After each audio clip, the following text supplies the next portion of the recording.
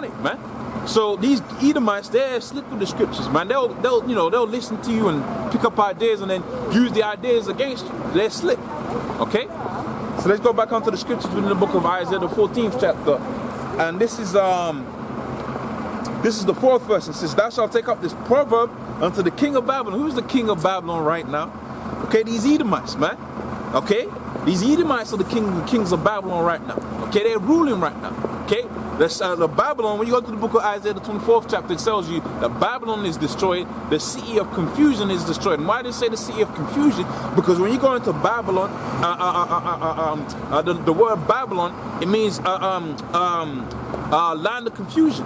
Okay, so the city of confusion is broken down. But who's the prince? Who are the people that are ruling the city of confusion right now? Which is America. We know it's America because when you talk about dysfunctionality within the earth stems from America. That's just factual.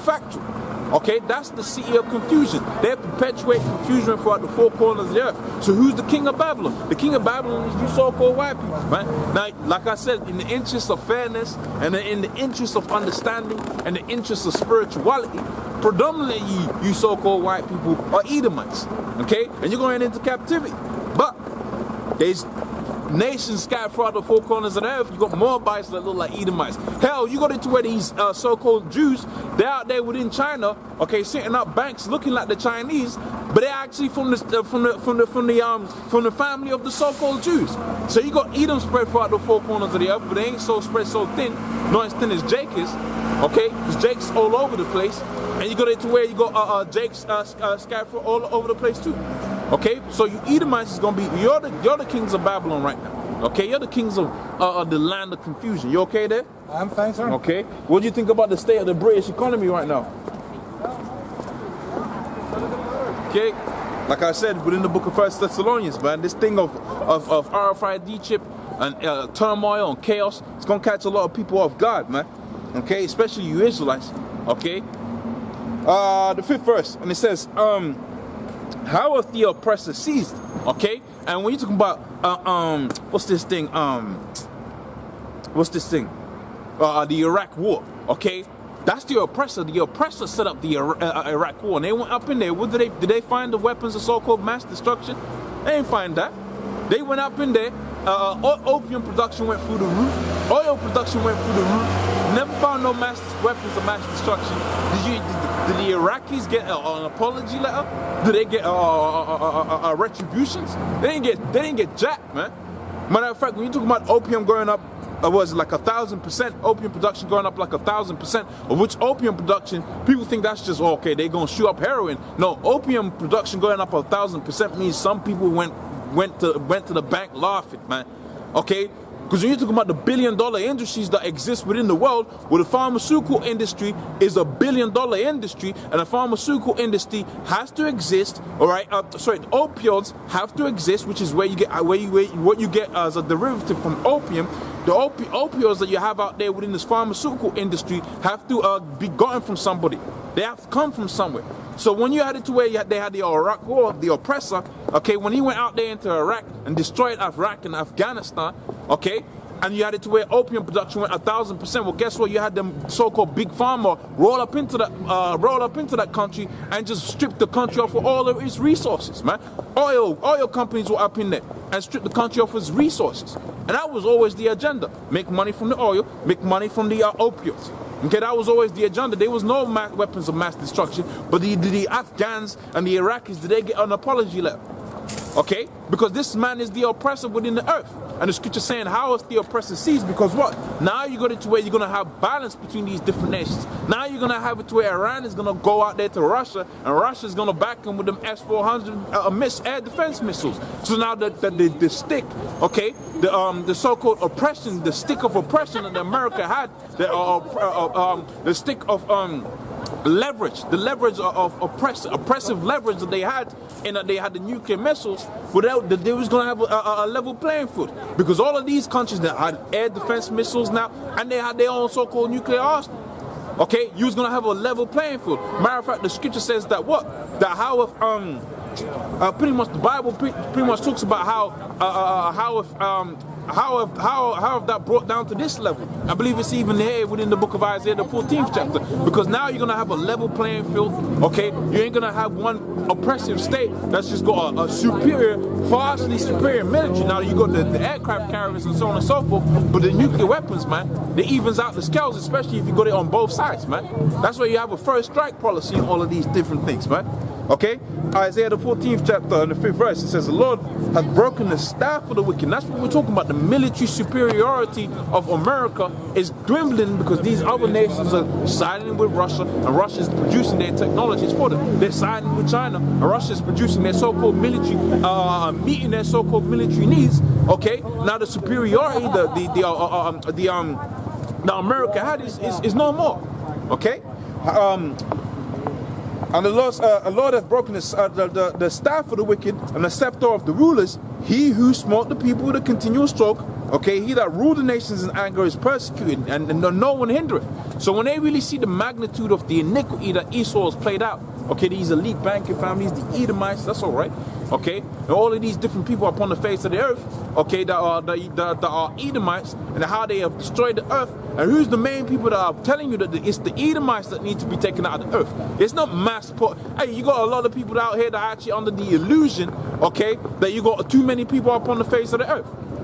Okay, you got actually people out here that think the earth is too populated. Hey, sir, can I ask you a question? Is there too many people within the earth right now? Why? Huh?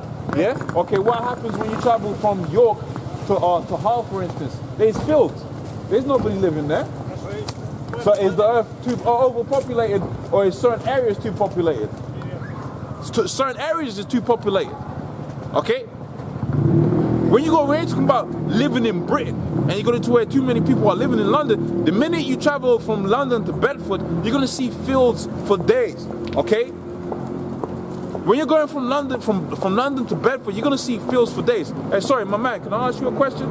A simple question, okay? Do you think the earth is overpopulated right now? In certain areas, yeah. Oh, certain areas, that's a good question, okay? That's a good answer, sorry.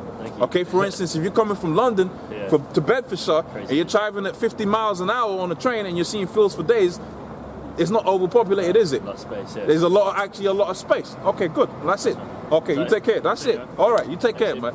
Okay, that's a good answer, because that's the illusion that these elites play upon, because you might live in a so-called densely populated area, okay, and you might feel that there's people on top of each other, but like I said, travel from London to Bedford, and you're traveling at 50 miles an hour, 60 miles an hour, you're going to see fields for hours, you're going to see fields for like a whole hour, man. Okay, not for an hour, that's not a good number, but you're gonna see, if you're traveling at 50 miles an hour, you're covering what? A mile, 60 miles an hour is a mile a minute, right? And you're traveling that whole distance. Well, if you're traveling for 10 minutes and all you see is fields, well, guess what? That means you've seen 10 miles worth of fields in every direction. So how can the earth be overpopulated? It's not overpopulated. What you have is an unequal distribution of wealth by the way of these elite banking families. That's what set up an illusion of mass overpopulation, because you will have a central bank set up somewhere, and a central bank's going to attract other tributary banks underneath it, and subsequently you're going to have other businesses come around that look, Cafe Nero and Costa, whatever, and that's going to have what?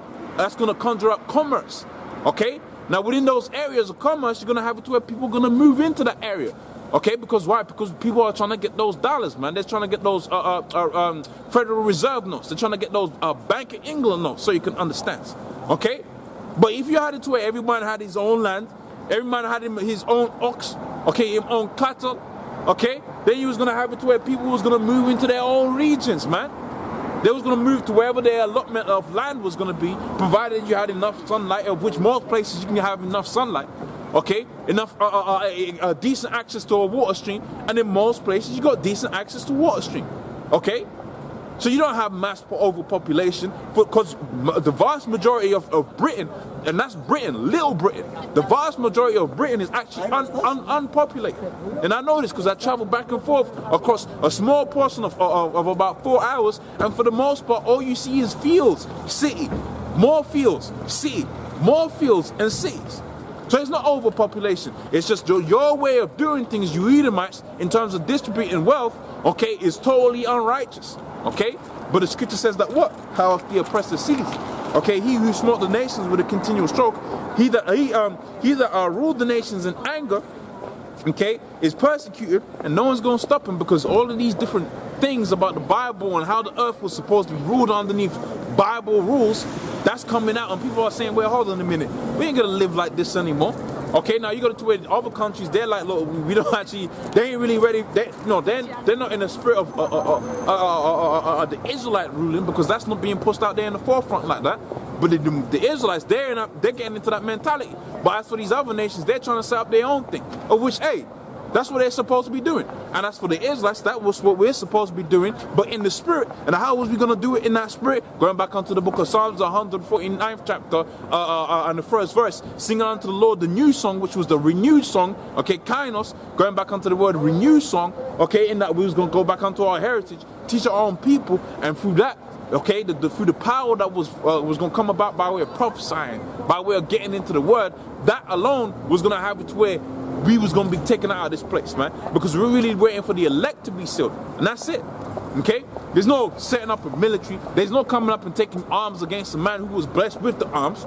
Okay, that's ridiculous. This man was blessed with the sword. How are we going to take him down with the sword? Okay, we was going to be blessed by way of the spirit, and getting into the things of the spirit was getting into this word, and that's what's going to have, that's the plan. You know, you got people coming up here, okay, what's the plan? Okay, you told me all of these things, what's the plan? Because people want to make moves. The plan is you get into the spirit, tell another person they get into the spirit, and when the elect is sealed, we're out here. Okay, that's it. There's no taking up arms against Esau. There's no setting up black businesses. That's not part of the agenda. That's not part of the Lord's agenda. The Lord's agenda was that you was going to get into this truth, you was going to get into this understanding, and once the critical number, okay, you go into mathematics, they tell you about critical numbers, okay? So you have equilibrium, and you have a critical number you reach, okay, where it's beyond equilibrium. You're going to have a tipping point. But the tipping point is the 144,000 being sealed in the word and understanding of Yahweh, Shemi, Al-Shai, and the 1/3. That's the critical tipping point where with the Most High was going to beautify the meek with salvation, as we spoke about and read about within the book of Psalms, 149th chapter. It's simple, okay? The Most High really made it easy. But see, Jake is hard-headed, okay? So let's get back onto the book of Isaiah, the 14th chapter now. And this is the 7th verse, and it's talking about when Esau is removed from the power seat. So when Esau is removed from the power seat, the scripture says that what? The whole earth is going to be at rest and is quiet, and they break forth into singing, because that need for war, okay, is only really because Esau's in rulership, okay, because he rules the nations with anger. He's the one that takes resources from over there, heaps it up into himself, okay. Now it's overpopulated. Oh, well, no shit. Okay, you've stolen oil from Afghanistan. Now you're complaining that you got it to where Afghans are overpopulating London. That's ridiculous. You've taken what's theirs. Okay, you've gone out there, you've destroyed Syria. Now you're talking about a so-called influx of migrants within Europe. You've destroyed Syria. You're the one. It's your fault. Okay, you're the one that's created this problem. Okay, you go to where you just say, oh, look, terrorists are moving into the country. You're the one that went up into their countries and completely destabilized their governments, man. Okay, all of these so-called terrorist states, they was all created, they all stemmed off of what? They all stemmed off of Esau going up into that area, destabilizing the economy, destabilizing their infrastructure, and ruining everything. Okay, now they might not go underneath the banner of the American flag, but they might go up in there underneath a corporation, under like OPEC, the subordinate OPEC corporations like Shell. Shell might go up into Afghanistan by way of contractors, okay, assigned contractors to what? Covert militant groups. So what I'm looking for, mercenaries. Okay, you might have it to where a Shell might pay a bunch of mercenaries to go up into a land that's filled with oil, okay, destabilize the whole economy, destabilize the infrastructure by way of terrorism, okay, and then now you got it to where you got Shell out there making a hella gang of money. Because why? Because now they're getting paid not only to set up new infrastructure, but they're also taking the oil out. Okay, now you go to where Afghanistan is quote-unquote rebuilt, Iraq is quote-unquote rebuilt, but the people don't want to dwell in there. There's no money. Because the money's been stolen, it's gone out there into America. Now you got overpopulation within America. It's ridiculous. Okay? So let's go out back within the book of Isaiah, the 14th chapter. This is the 7th verse, and it says that what? The whole earth is at rest and is quiet, and they break forth into singing, because guess what? You ain't going to have to be worried. You ain't going to be looking over your shoulder saying, oh, they've taken this, that, and the third from me, man. You're going to be good. You was gonna have your own resource. You was gonna have your own thing, man. You was gonna be all right. Okay? The Moabites was gonna have their own resource. Okay, they was gonna be within their own circle of things and a way of doing things, and they was gonna, bring tribute unto the Israelites, and that's it. The same thing applies for the Hamites. They was gonna be doing their things, but they was gonna pay tribute unto the Israelites. Isaiah the 60th chapter, which I was gonna get, but I ain't gonna get it now in the interest of time. Okay, but all of those things was gonna play out. Okay, because why? Because everybody was gonna have their own. And that's why peace was going to be established, because every man was going to have his own land. Every man was going to have his own cow, his own ox. Okay? Now, obviously, he's going to have distribution of wealth and resources. But look, let's just face it. If you're going to be, after that, after judgment's played out, and you're working and you're a slave unto a body slave to an Israelite, you're actually living good, man. Okay, when you have when you watch programs like Spartacus, and you watch programs like gladiator, these gladiator battles and what's this Game of Thrones and all of that, and you might have a body slave to a particular individual. Let's say that particular individual is a person that's in a high position, like how the Israelites is gonna be. Do you really think that slave's gonna be living rough, man? You see that within the book. You see that within Spartacus, man. When you go out there and you had Marcus Crassus, okay, which that was a real individual. He was actually one of those rich individuals within ancient Rome, and he was dealing with Pompey and I forget the other individual that he was dealing with. Of which Pompey, he comes into the realm of Antipater and Herod, and in the establishment of the Herodian rule of Jerusalem. But that's a different history lesson for a different day.